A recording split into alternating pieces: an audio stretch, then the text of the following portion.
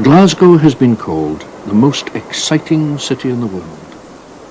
It claims to be the industrial, commercial and intellectual heart of Scotland. In a country of 5.5 million, Glasgow embraces nearly 1 million of that population. The city, like its people, is renowned for true Scottish hospitality, generosity and warmth of welcome. And, just as its people are full of exciting contrasts, so is its architecture, well worthy of its crown, City of Architecture.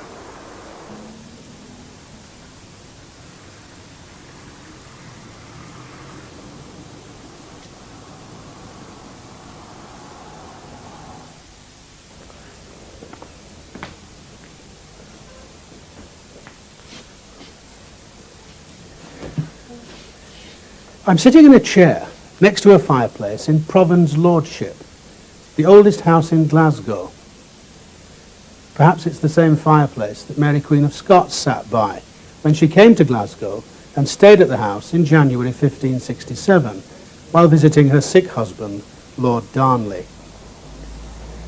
But perhaps the most remarkable fact about this building is that it's here at all. Most of Glasgow's medieval and the 16th century heritage has disappeared, swept away by 17th and 18th century developers. In the latter part of the 20th century, the city planners did make some mistakes, but perhaps fewer than elsewhere. The city is still paying that price, but who could argue that the classical, neoclassical, Victorian and Edwardian grand designs are anything but a positive contribution to Glasgow's highly individual architectural character?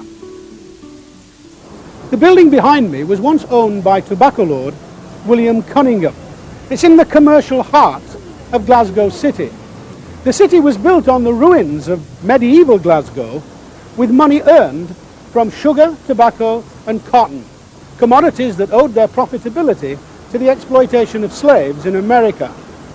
This fine mansion, currently being transformed into a gallery of modern art, was financed with capital withdrawn from the Americas and reinvested in Scotland's own industrial revolution. Glasgow's industrialisation started with the water-powered cotton industry. But soon new capital was financing the exploitation of Scotland's raw materials, iron ore and coal.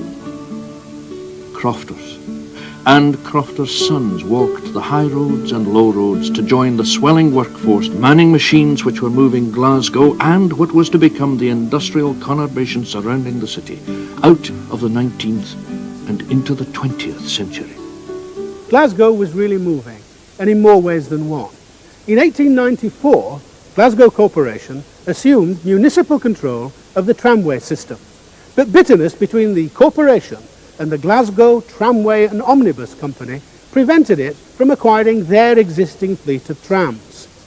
So work was immediately begun on the construction of brand new horse-drawn trams, 384 of them, the absolute ultimate in lightweight transport, at the grand cost of £143 each.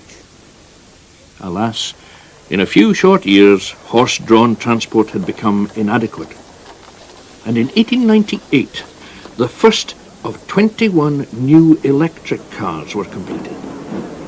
120 of the horse-drawn trams were also converted to electric operation, staying in service until after the First World War. Like dinosaurs of prehistoric times, electric trams became the dominant species in Glasgow, sailing effortlessly through its streets, offering a frequent and regular service. They do say that reckless Highlanders were caused to wave their caps at them in Sauchiehall Street as these monsters of a modern age glided past with consummate environmental friendliness.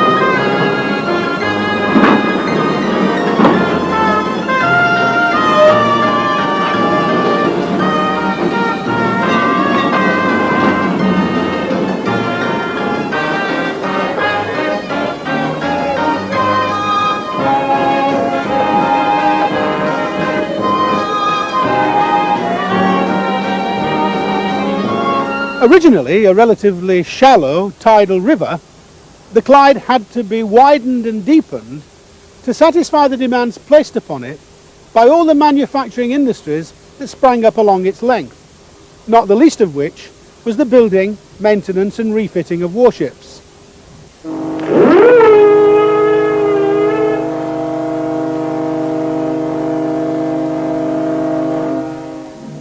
On its banks were founded the greatest shipbuilding industry in the world. 25% of all ships that sailed the seas of the British Empire had their keels laid in Glasgow. And every time a captain called from bridge to engine room, the Scottish engineer answered. The sea lanes of imperialism were patrolled by the dreadnoughts, invincible armour-plated monsters born on the Clyde, and the spoils of industrial might returned to the Empire's second city. The distribution of wealth was, as always, uneven, but the affluence of these travellers at Wemyss Bay is clear for all to see. There are ship's officers and the well-dressed ladies in expensive hats. Dresses sewn by the skillful hands of Glasgow's seamstresses, the suburban gentleman and his wife in their so well-cut clothes. Look at the set of that overcoat. One can almost hear the tap of their Glasgow handmade shoes on the station dials. And there's enough money in Glasgow purses for a trip on the Caledonian paddle steamer, leaving Gourock Bay for a day out. And perhaps there'll be a dram in the saloon as the wee wifey watches the wains. And always the perennial pleasure of sand castles on the beach. Even if overdressed Edwardian respectability did not permit casual clothes, these children and families enjoy a day out or perhaps even a summer holiday at Dunoon West Bay.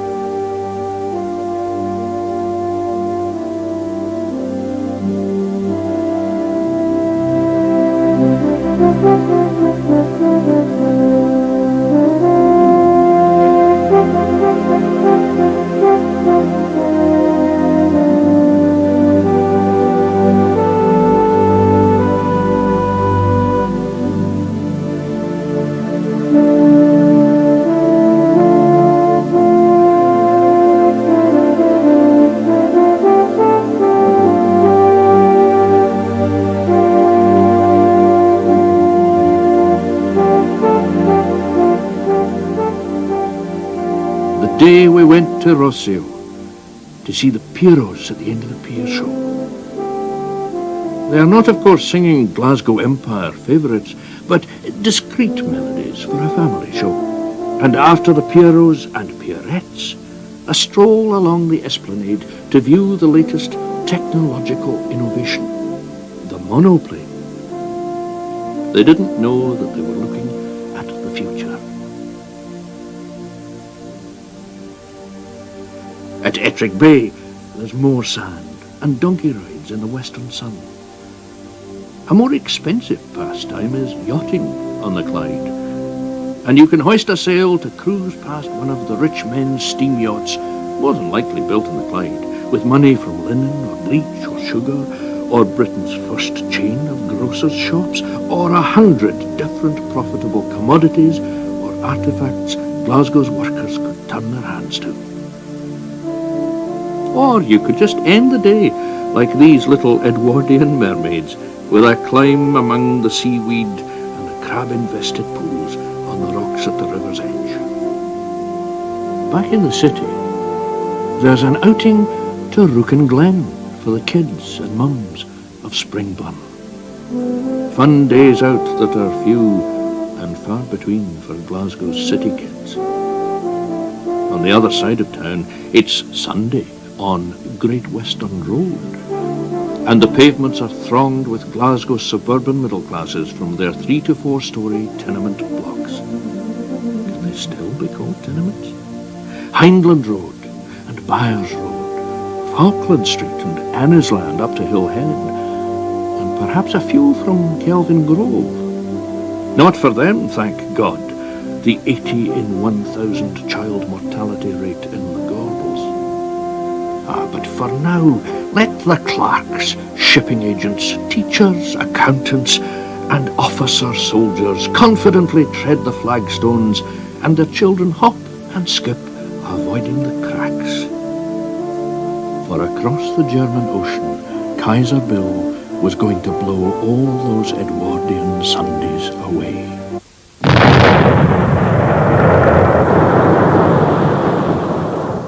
In 1914 came the guns of August, and the Highland Light Infantry marched off to that big picnic at Ypres and Armentières, Arras, Auchinvilliers, Festubert, and the Somme, where the pipes called Scottish boys from the trenches into the hell of no man's land.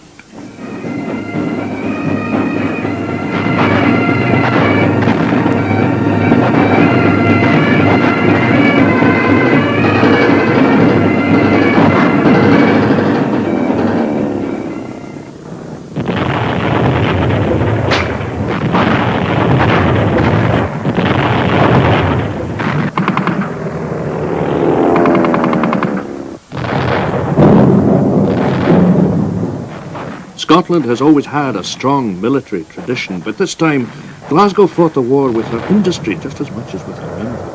And for the first time, women were making a vital contribution. After victory, there would be a coming home fit for heroes. But so many didn't come home. For those that did return, there were no victor's laurels.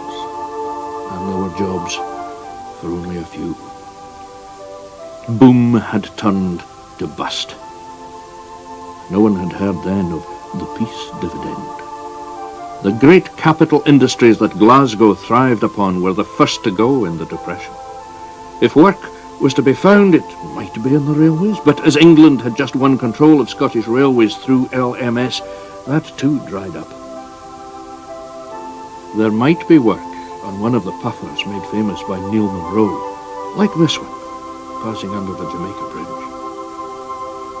Glasgow University, one of the oldest and greatest universities in Britain. It was moved here to this new building in the 19th century after having stood for over 400 years in the old city of Glasgow. Now, if there's an institution that remains basically the same in form and content throughout the land, it's the University Rag Procession. At least in the Glasgow of 1926, there's a real Scots pipe band and Scots men and women in Scots dress. As they say, when Greek meets Greek, they open up a restaurant. When Englishman meets Englishman, they dress up as women, and maybe there are a few here.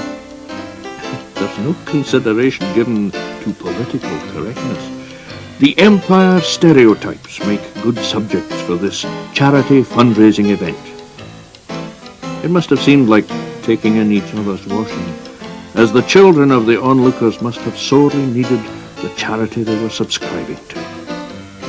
While Glasgow's workers struggled with unemployment, or for those lucky enough to be in jobs with massive cuts in their pay packets, cuts that were to cause the general strike.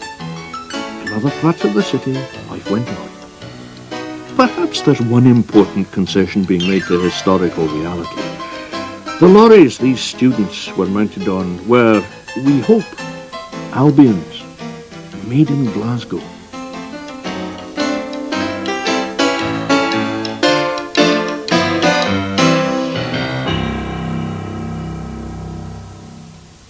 No, this isn't another Student Rag Week float. It is the Benny Railplane. This futuristic venture had a short life on 426 feet of LNER track. It was the brainchild of George Benny, who later formed the Airspeed Railway Company to further his project. The monorail and the cigar-shaped carriage were powered by push-and-pull air screws driven by aero engines. The engineering was done by Errol Johnson and Merlis Watson. There were plans to have a line to Edinburgh and one from Blackpool to Stockport. There was even talk of a line from Djibouti to Addis Ababa in Ethiopia. But Mussolini put paid to that. Mussolini and his pal Hitler put paid to quite a lot of things. Even the Great Queen's project had been abandoned during the Depression, and number 534, later the Queen Mary, had been years rusting. The dereliction of 534 was perhaps one of the greatest disappointments endured on Clydeside.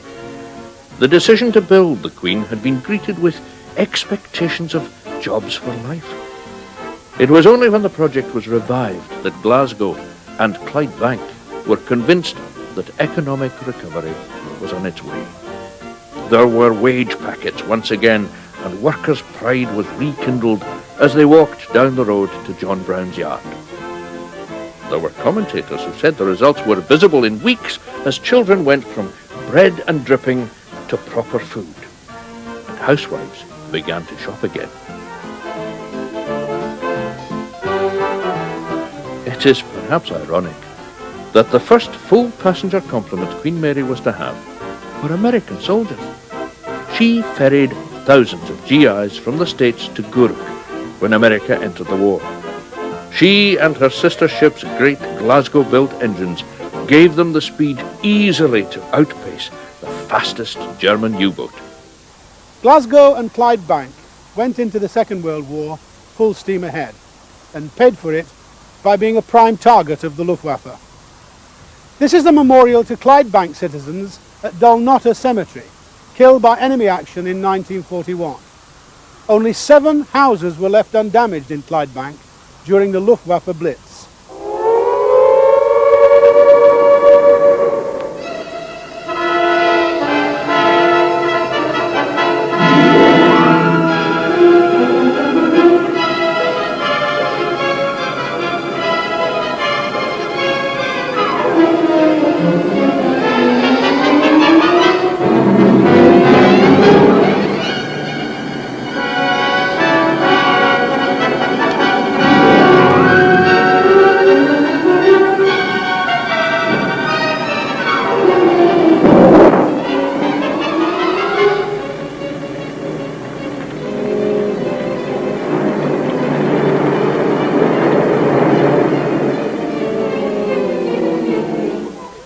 These children at Winchborough Gala Day in August 1942 could well have been the children of some of the victims of the Blitz. As it is, they look well fed and well dressed, with the sun shining on both them and their home guard onlookers. So, they waved their Union Jacks for the camera, and we are glad that they did, for this picture of wartime Scotland bridges time.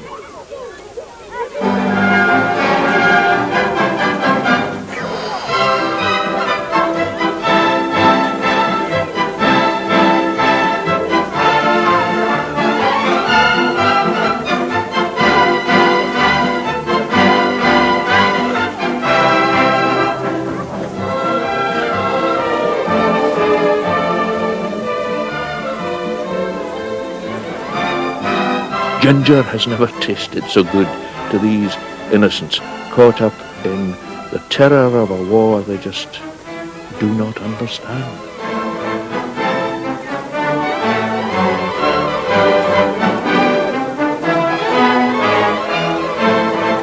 Their smiling mums enjoy a moment's escape from reality. There are few dads. They are either away on war work or overseas. Within a couple of years, some of those Glasgow dads would be with the 15th Scottish Division in Normandy.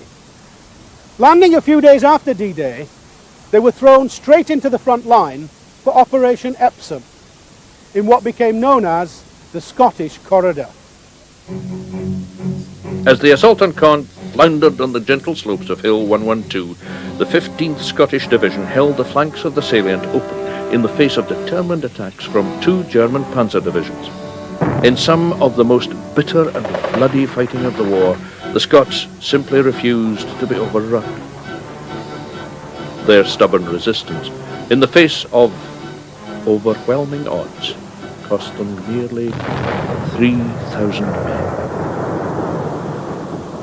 Many now lie in the St. Monvieux cemetery. Private J.G. Lamond. Was he killed by a bullet? Shrapnel? A mine? W. Dunn. How did he die?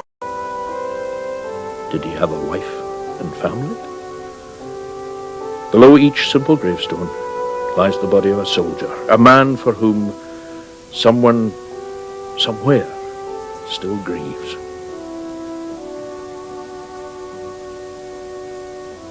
They shall not grow old as we that are left grow old.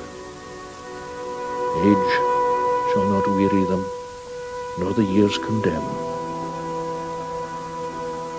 At the going down of the sun, and in the morning, we will remember them.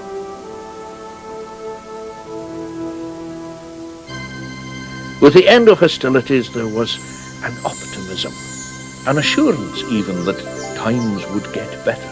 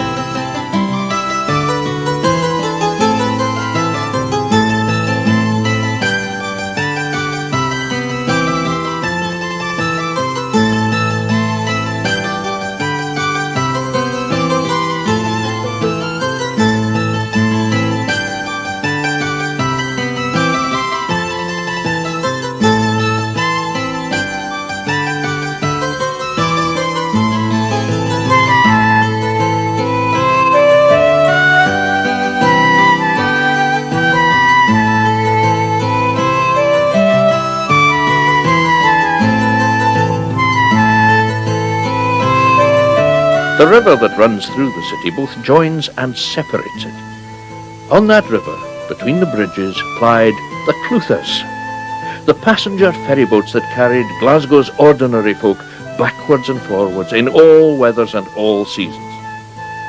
There were, of course, other ways of getting about.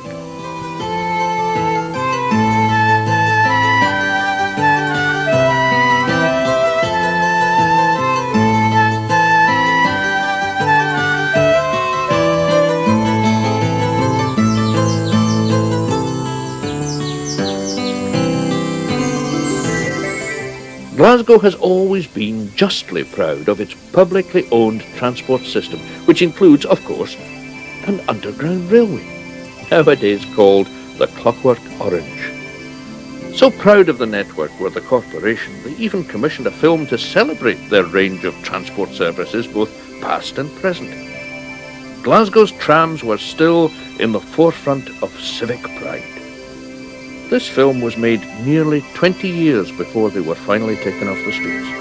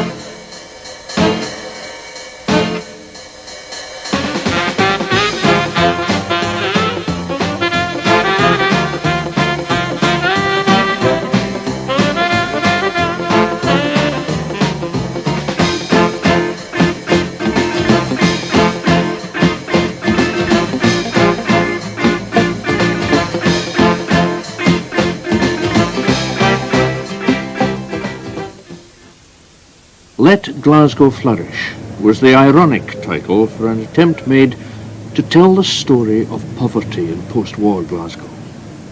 This is a description of life in the Gorbals. For many, their post-war aspirations were not being met. The film was made in 1951. Little had changed since the First World War. This close was, like thousands of other Glasgow slum closes, the short, narrow yard and passage leading up to 3 landings and through to a grassless, broken brick back court with a small, communal washhouse. In such back courts, the women of the tenement took their weekly turn in the washhouse and hung out the family washing. They were the only playground of many thousands of the city's children.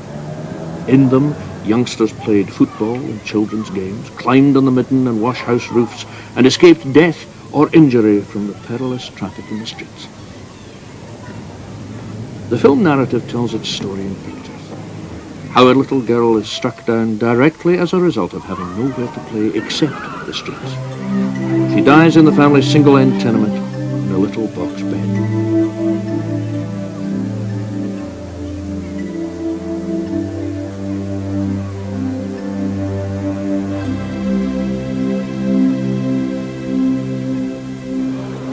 In contrast, this next film shows how the same environment and culture can be romanticized and in fact made almost lyrical.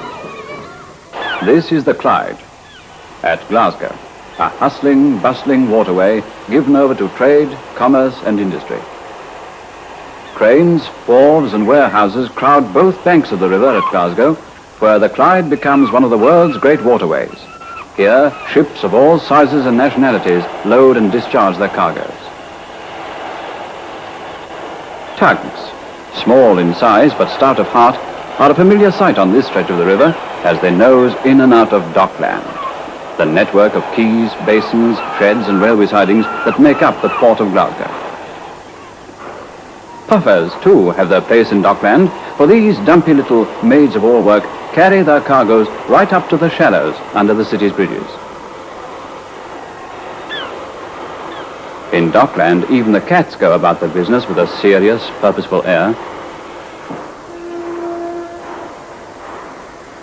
The dockers, with a forest of cranes to help them, handle each year, on an average, 6 million tons of goods brought from or dispatched to every quarter of the globe in ships of all sizes and classes. And the seagulls? Well, they keep an eye on things.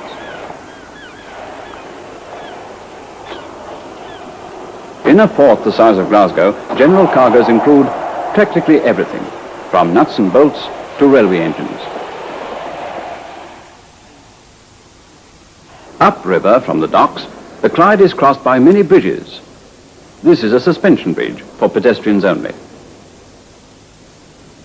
And this is one of the many bridges which take the city's traffic over the river.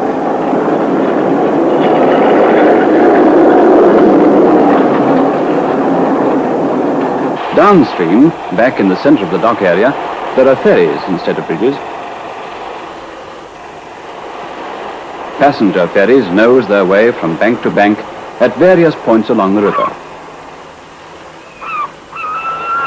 And there's always something about the shipping to catch the eye on a ferry crossing. These ferries provide on the river the kind of service that buses give on the road. They're small, they carry only a limited number of passengers, but they cross and recross almost continuously, all day long. The passenger ferries save many people a long roundabout journey, up one bank of the river, across the bridges, and down the other bank. By ferry, they just go straight across. In addition to the small passenger ferries, there are big ferries for cars and lorries. These are useful not only because they're a shortcut, but because they bypass the crowded city bridges.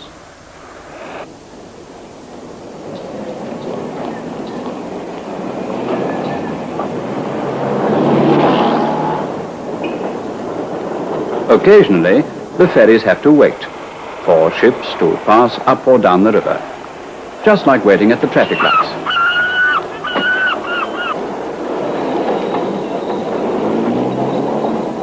The streets of Dockland are as bustling and traffic-laden as the Clyde itself. The horse-drawn lorry still plays its part in the transport of goods, slower perhaps than car, van or diesel lorry, but an important link nevertheless in Clydeside's haulage system.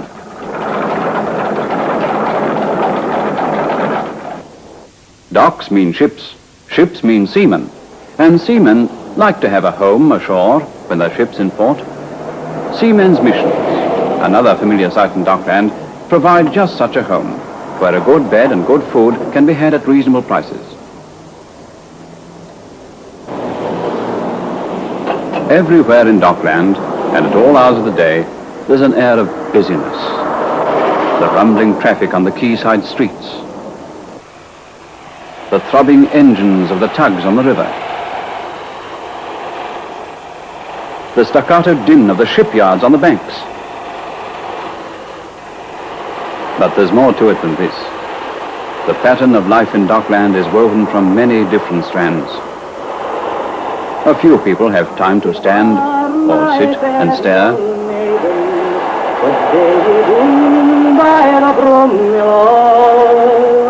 Oh, indeed, kind sir, it's the truth I tell ye. I'm a bleacher lasted. But most people go about occupied, busy with their own affairs.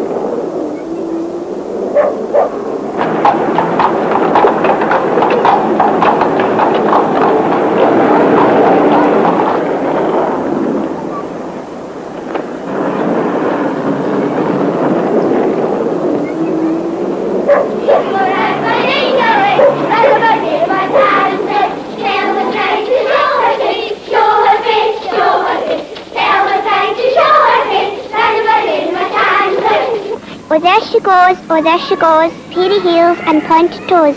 Look at her feet, she thinks she's neat, black stockings and dirty feet.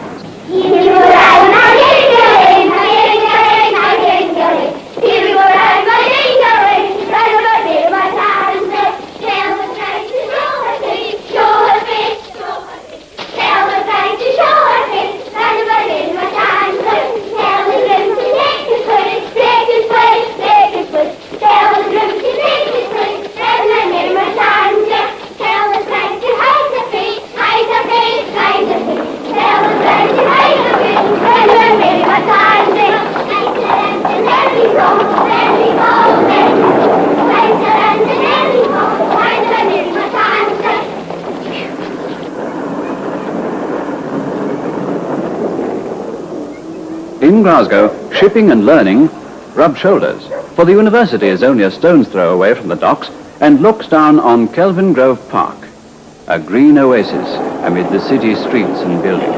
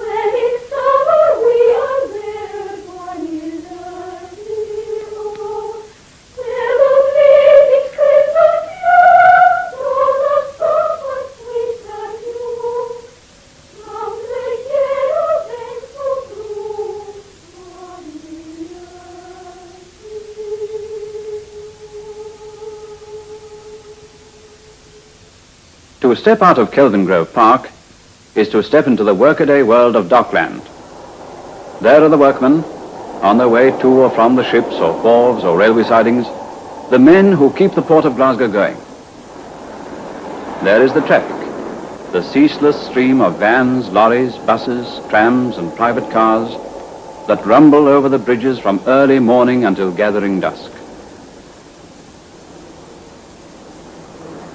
And there is the river itself, strangely beautiful in the gloaming, when ships and sheds and bridges and buildings are silhouetted against the evening sky.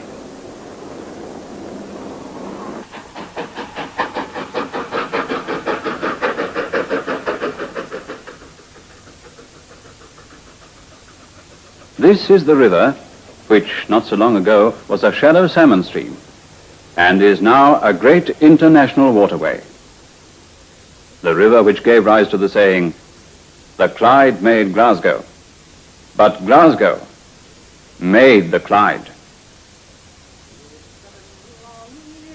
Since I loved a sailor, it's 7 long years since he gaed a war, and 7 times 7 I'll wait upon him and bleach my clays here on the Kelvin Hall.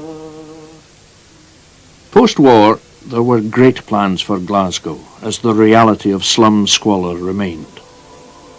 Slum clearance had begun in the 1930s and was considerably assisted by the Luftwaffe, but it wasn't until the 1950s that it was given urgent priority. Glasgow had plans to build a city and new town of and for the future. There are some among us who are perhaps thankful for the changes in population, government and economic conditions that caused such plans to be filed in the waste paper basket. Then came the 60s and 70s and the age of the motor car and the motorway. Glasgow's highway plan proposes a 4.5-mile inner ring road round the centre of the new city, making the central area easy to bypass, fast to get into, fast to get out of, more accessible. On June the 26th, 1970, a symbolic stage of this crucial development was reached when Her Majesty the Queen Mother opened the largest urban bridge in the United Kingdom. Built at a total cost of £11 million, the Kingston Bridge has a span of 880 feet over the waters of the Clyde. Its 5 northbound and 5 southbound lanes will carry 70,000 vehicles a day in 1975, 120,000 a day in 1990.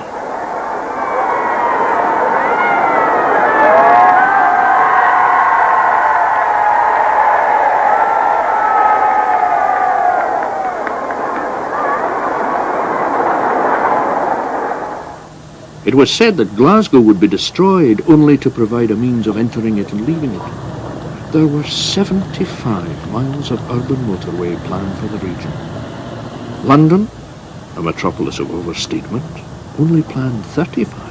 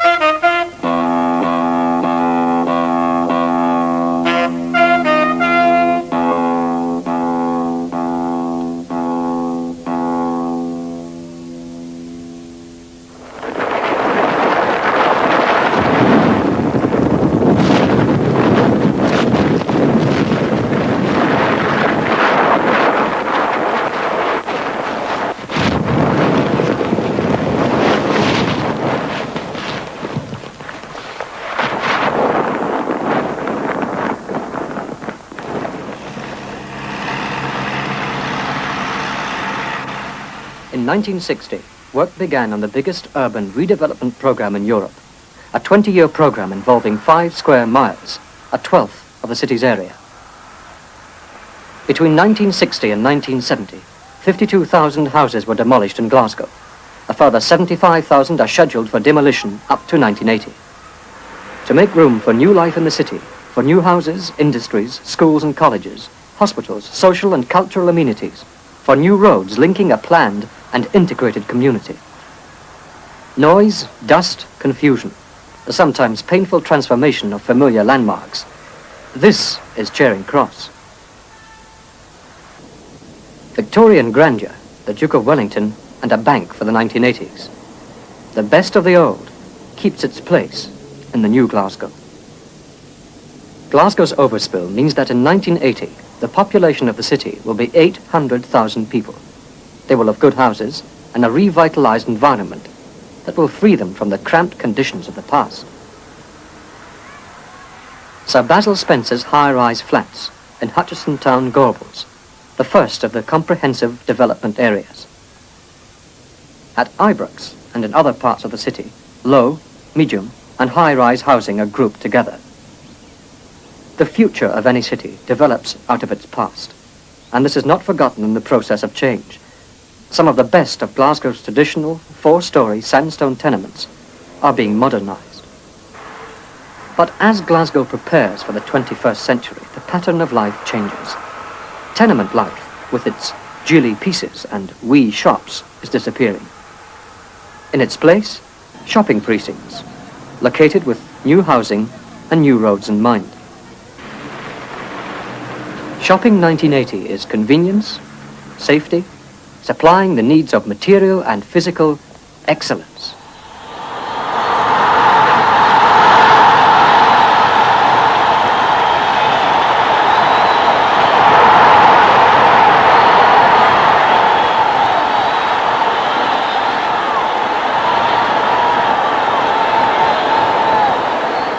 Glasgow made up for not inventing football by creating Celtic, Rangers and the Hampden Roar. The city also has a strong schools and club rugby tradition.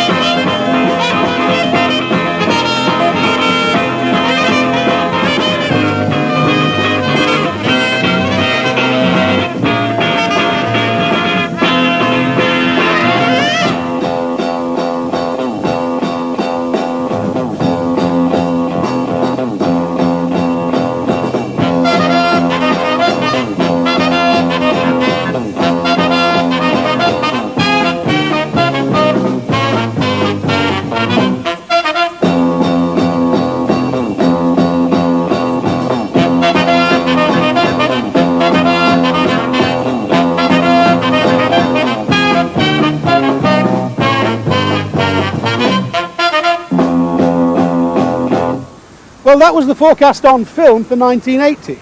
So much for predictions. It was before the Thatcher years, responsible for what has been called the deindustrialisation of Britain, and Glasgow, as always, was first in the firing line. It was before that most successful of all publicity campaigns, Glasgow Smiles Better, before the 1990 European City of Culture. So much is yet to change for Glasgow, and there are those eager for change, but many others nostalgic for the old Glasgow and the old Clyde, and a trip down the water from the city that is the gateway to Scotland.